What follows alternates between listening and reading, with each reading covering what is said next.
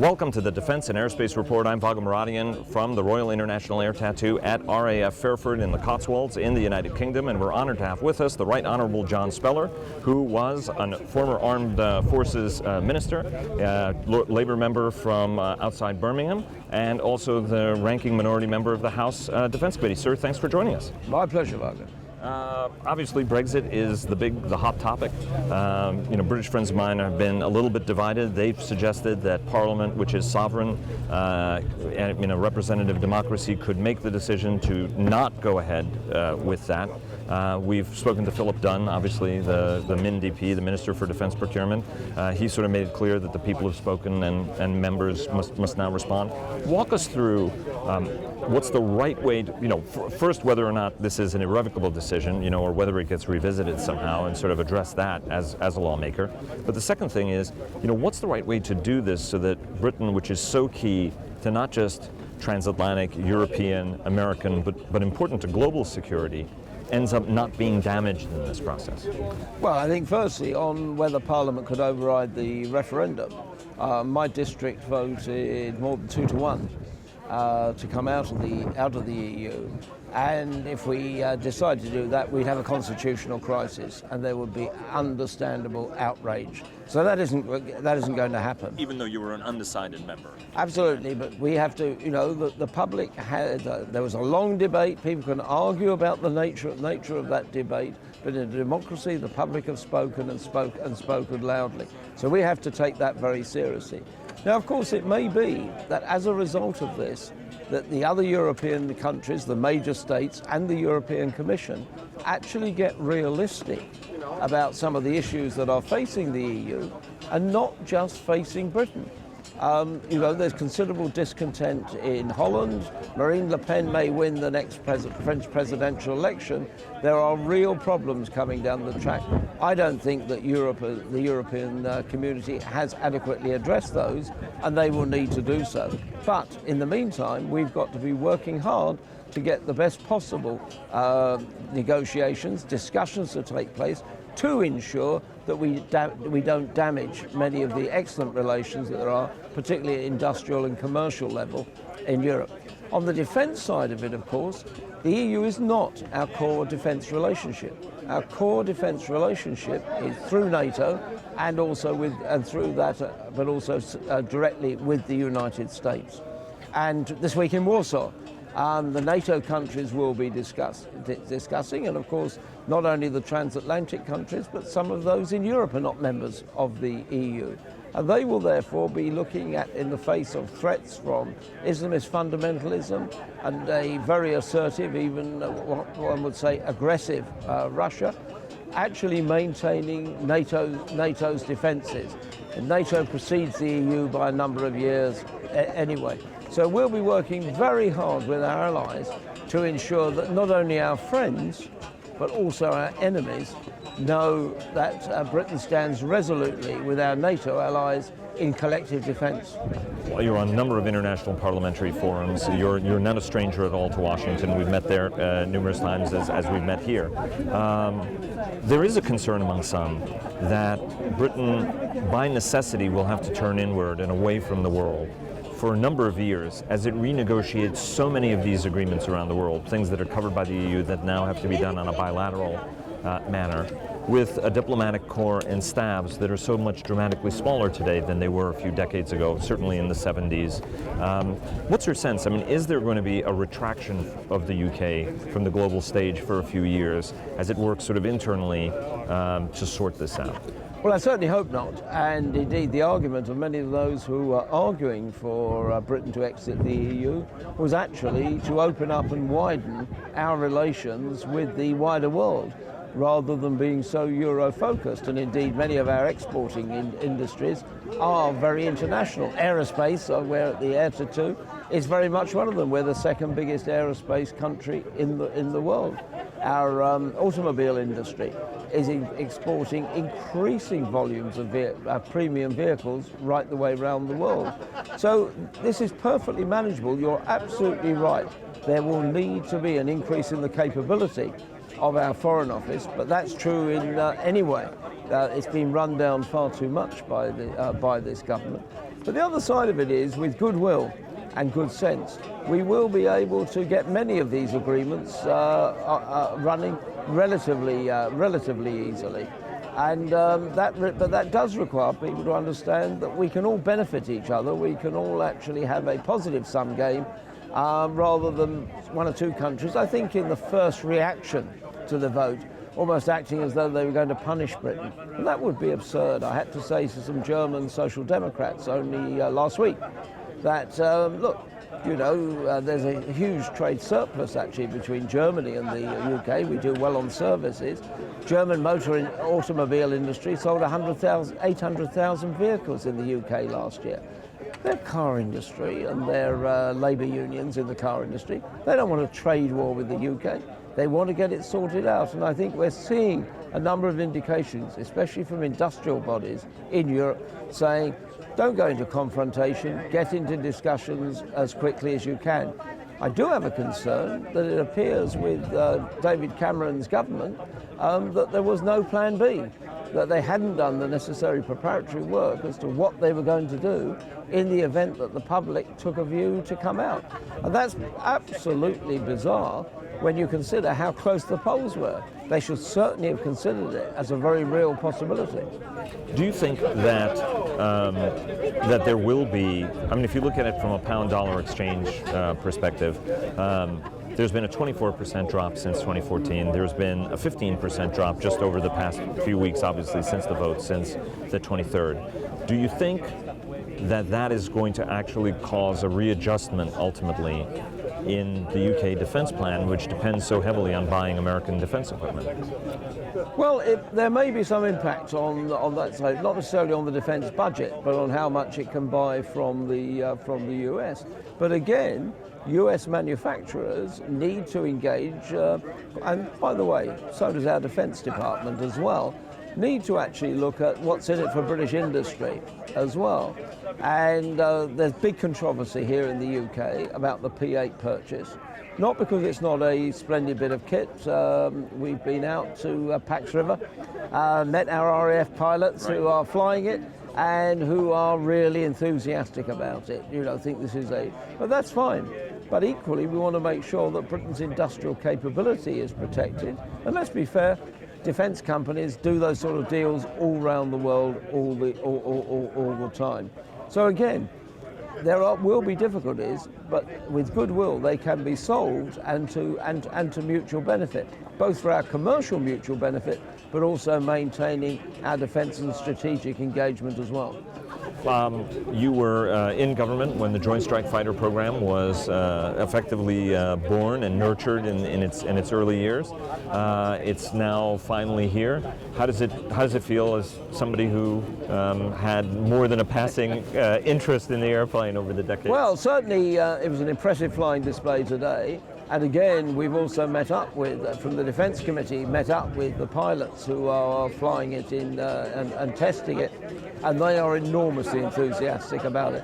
And again, as I was saying earlier, there's big British participation in that. It's playing to our strengths as part of a global defence manufacturing effort. That's how we ought to be arranging it. And indeed, many of those who were arguing for Britain to come out were arguing that actually it was easier to have these sort of relationships with American companies if we were not in the EU. I'm not sure that was entirely right, and we'll see if that's proved to be correct. But we certainly want to ensure that we have that, and also to be working in coalition with our European friends and NATO allies to ensure that there's cooperation there as well. However, there is a very strong feeling in the UK, and by the way, in a lot of other European countries as well. They've had enough of Brussels bureaucracy, of the European Commission stepping into areas that are, quite frankly, really the matter for national parliaments and national governments.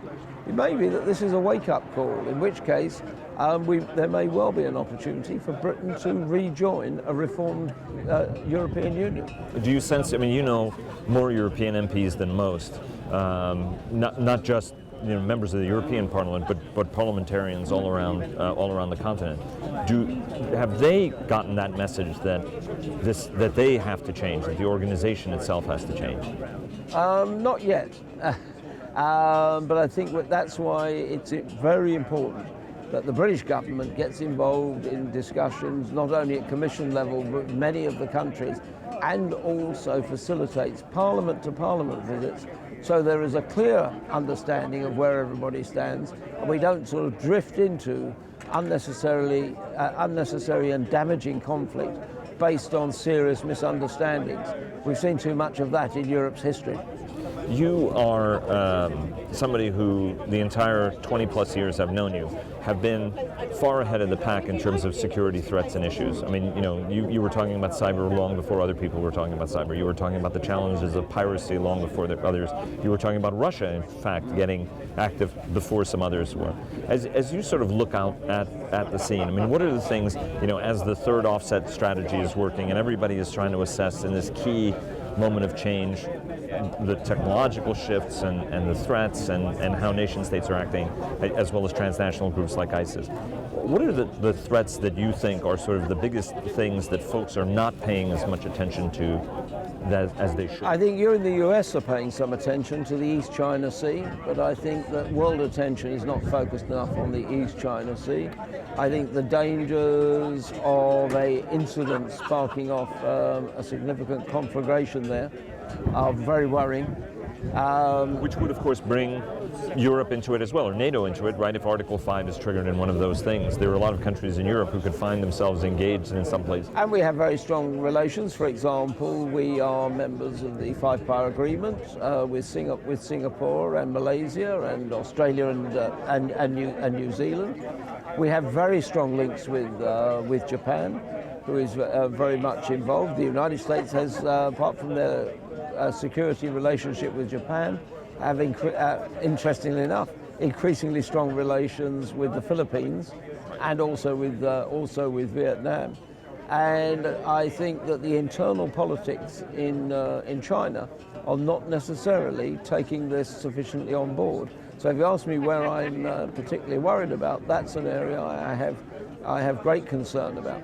Where I think there will also be some difficulty, but I don't think it's in any way such a security risk, is I think we are close to an implosion in Venezuela.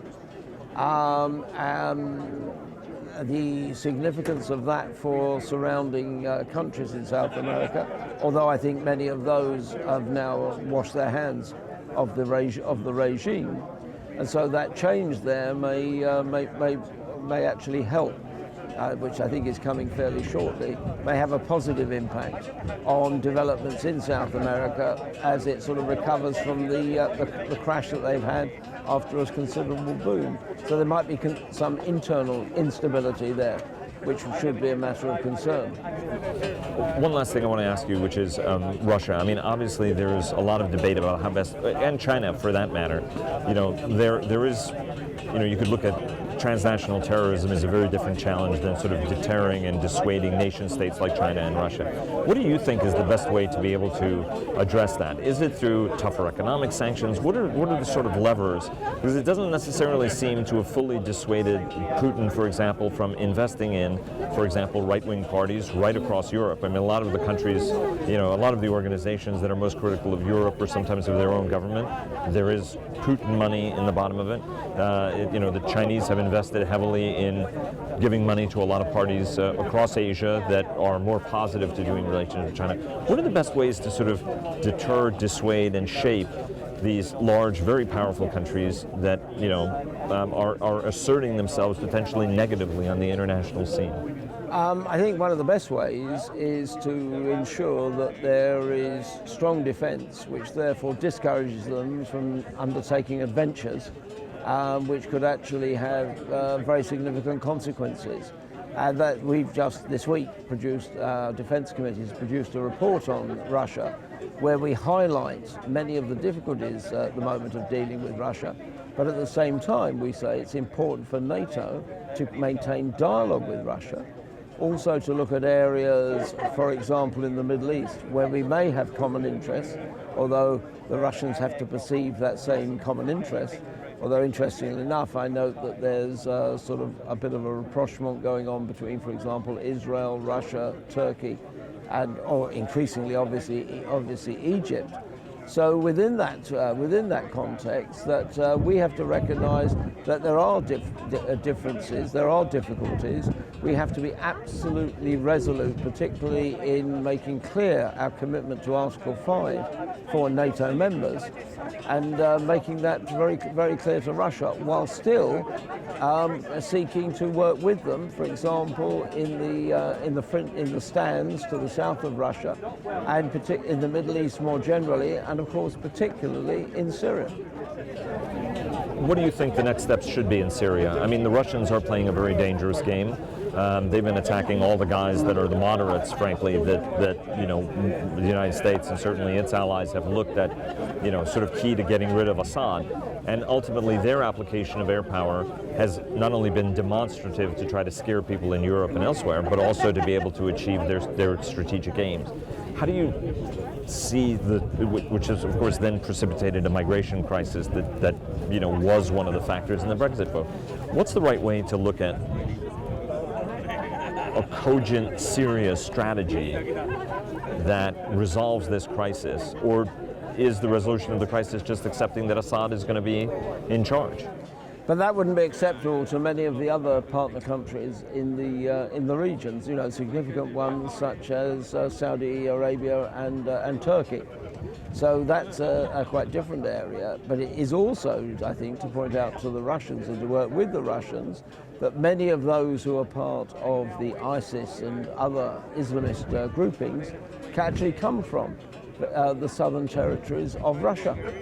And therefore pose a security threat in Russia as well, let alone creating an arc of instability, as indeed they say in their own terms, on their southern border. So they, quite apart from the general well-being, quite apart from trying to end the agony of Syria, they have very real self-interest in wanting to get this solved. And we have to engage in dialogue with them on that, while still recognising their capacity, very considerable capacity, to behave badly.